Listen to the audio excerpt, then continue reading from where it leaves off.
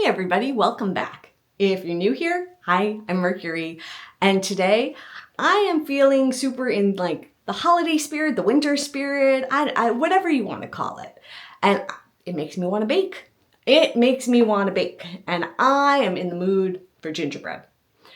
Now, if you've been with me for a while, you know there's a lot of things that I can't eat. I'm on a restricted diet. I follow what's called an IBDAID diet, which is a diet that I follow to help manage Crohn's disease. Part of that is no gluten. Part of that is no refined sugar. That doesn't mean no sugar, but it's not processed sugar. So basically I can have honey and I can have fruit. All the other sugars, kind of off the table. So it makes it very interesting for me to try to find snacks and desserts that I really like. And let me tell you, gingerbread, that's a tricky one, right? So I think I've done a recipe review for this recipe in the past. So this is not going to be a straight up recipe review, but this is more about how do I modify stuff? What is it that I do? And how do I make it cute? So for starters, I found these on clearance and they're super adorable.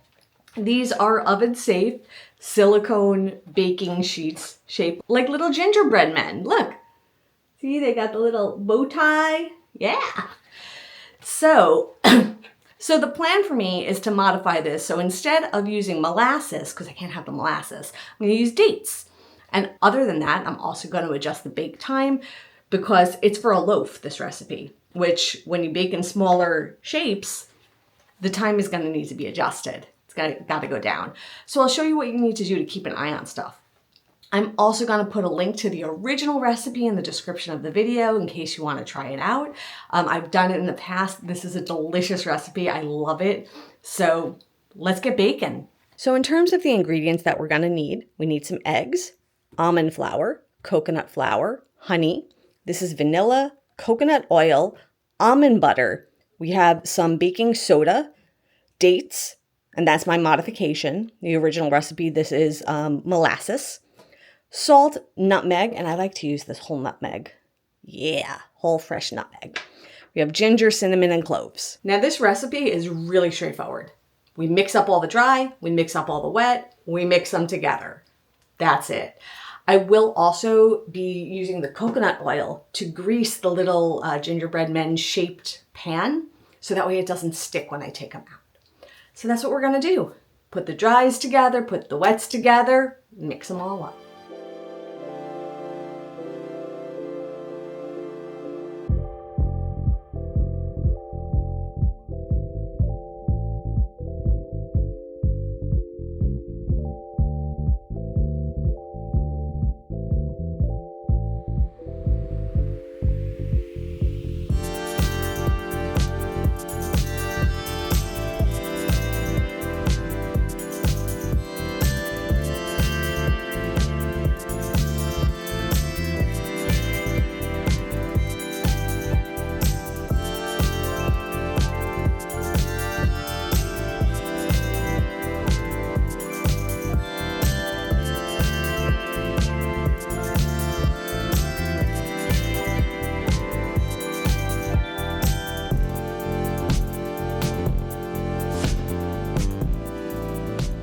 So now I have all the dry ingredients in a bowl. Because I'm using a date to substitute for molasses, I have two options. I can turn it into date paste, which is option one, which involves like the food processor, and I would have to make a batch of date paste because 1 or 2 dates is not going to be enough for the blades to catch. It's going to be a little bit, I don't know, it's more hassle than it's worth because it would be like grate it up, scrape the side down, set it off, scrape it down, set it off, scrape it down. And it would take a really long time to do just a couple. It's easier to do a big batch, but I'm not looking to do a big batch right now. So what I'm gonna do is I'm gonna actually, instead of hand mixing all the wet ingredients, I'm gonna use my blender to mix the wet ingredients. And I'm gonna throw the date in the blender with those wet ingredients. So the blade is sharp enough that it's gonna blitz it down, but it also has those other things in it to keep it moving about. So that is the plan. So I have my blender all set up and it's got the sharp blades, and these things really are sharp. My mom actually got the same blender as me, and I told her I was like, be careful, Mom. The blades are really sharp. And the first thing she did was she cut her finger. So when I say these blades are sharp, like really be careful. Be really, really careful with these. So this is already set up. So now I'm going to start adding my wet ingredients, starting with the eggs.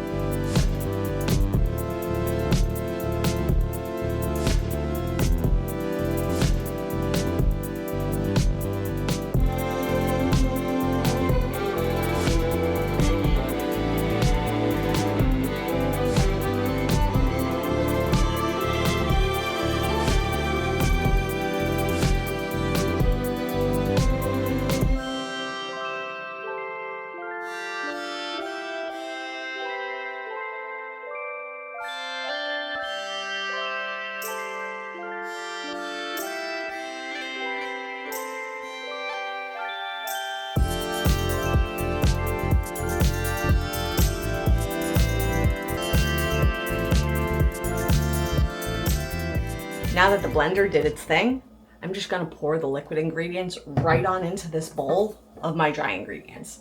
Mix them all together. Then I'm gonna grease the little gingerbread shaped muffin pan. Then we're gonna bake them.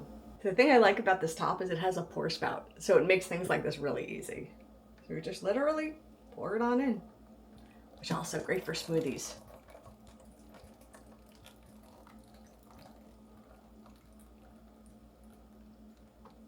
Down to the last drop. There we go. Okay, I'm just gonna take my little spatula. It's my back spatula, but any spatula do. Let me just mix it up. It smells really good. All the spices in here. Oh, it smells really good. The other thing while you're mixing, and you might want to use a whisk for just this reason, sometimes you might get little like clumps of like the flours where they stick together, and if you don't break those up while you're mixing, they will bake with a dry clump of flour in the middle, and it's not pleasant. So you always need to make sure that you mix out all of those clumps, because those are no fun. That's happened to me before, and I don't like it. I don't like it. You know what? I'm gonna get a whisk just in case. This will help prevent that. I like the spatula because it'll help me scrape down the sides, but I don't want any clumps. So, let me put all this back in the bowl. Put that to the side there. Just gonna mix this up real good. I think I got all the clumps. See? Looks pretty uniform if you ask me. Pretty uniform. That smells so good. Did I mention that? Okay, let me grease that little gingerbread shaped silicone. I don't know what to call it. That's why I keep like slowing down when I say it. It's like, is it a muffin tin? Is it a little cake sheet? I don't know. The little gingerbread thing I got. I'm gonna go grease that. Easiest way to grease anything if you're using coconut oil. Take a little scoop of coconut oil. Drop to the side. Paper towel. And you sort of like wad your paper towel up, and you get a little bit of the coconut oil, a little bit of the grease, and then you just smush it in there. For lack of a better term. You just smush it around. If you want, an alternative would be if you melt the coconut oil, you can take like a silicone brush and brush it around also. But, this works fine. But it is important that you grease it, because otherwise it's going to stick. Especially these little details like the little buttons and the little bow tie. Like that, those are the places where like batter will love to stick. So you definitely want to make sure you're getting a little bit of oil in those spots, especially. But just a good once over. Good once over. Okay, it is well greased. You could tell by how shiny it is.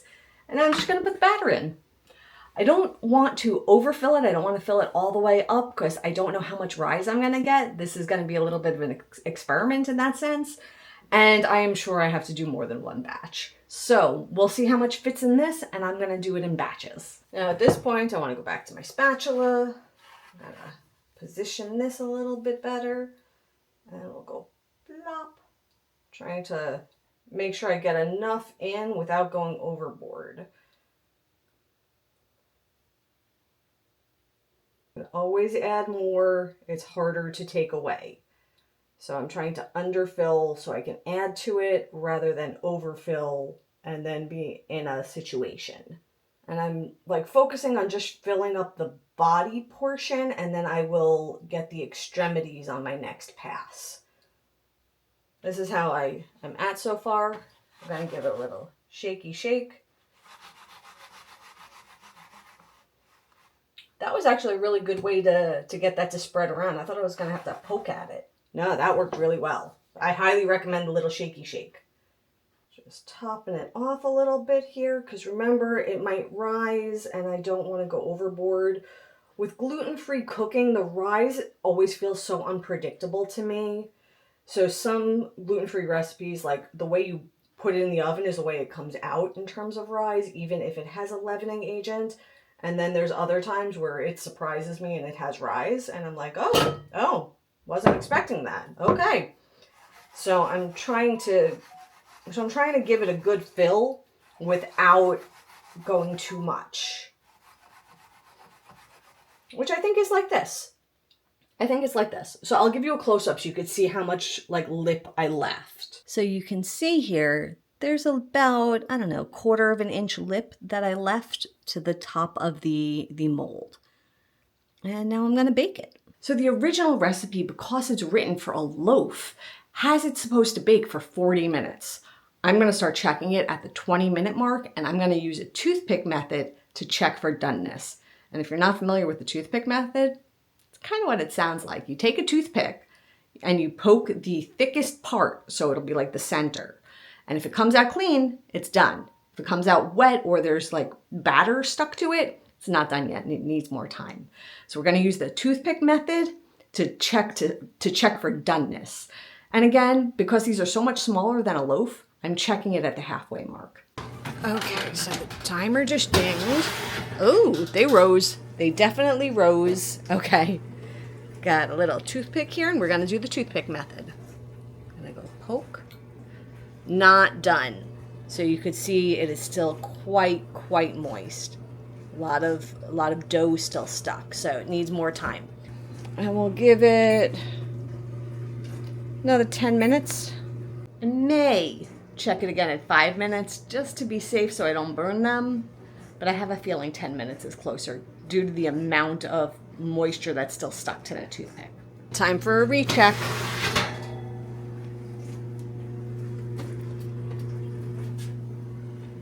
Okay, got my toothpick going in the center.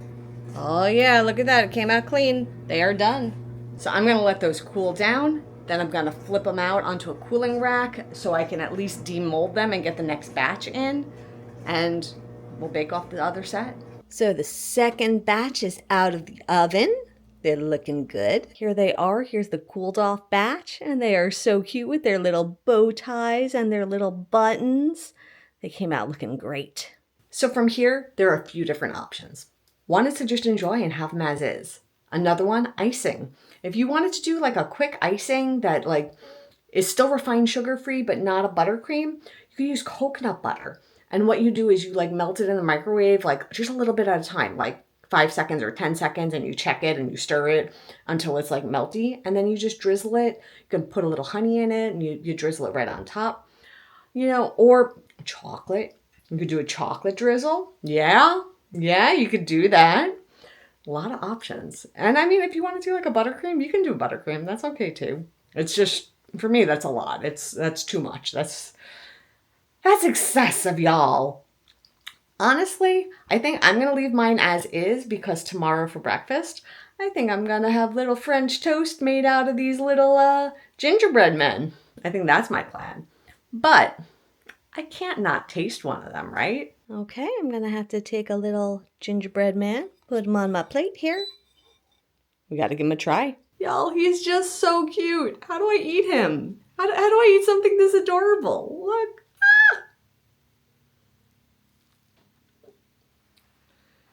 Okay, but I gotta give him a taste, right? I gotta give it a taste. Sorry, guy. But this is your cross section. Right? Right? We give him a taste.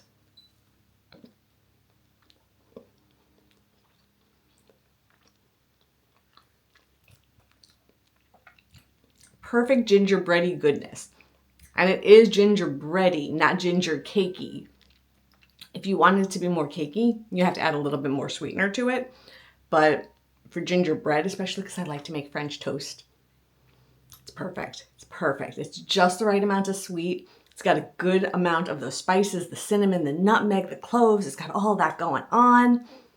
It's delicious. So with that, I am done for the day, and I will see you all real soon. And until then, stay inspired by everyone. Take care.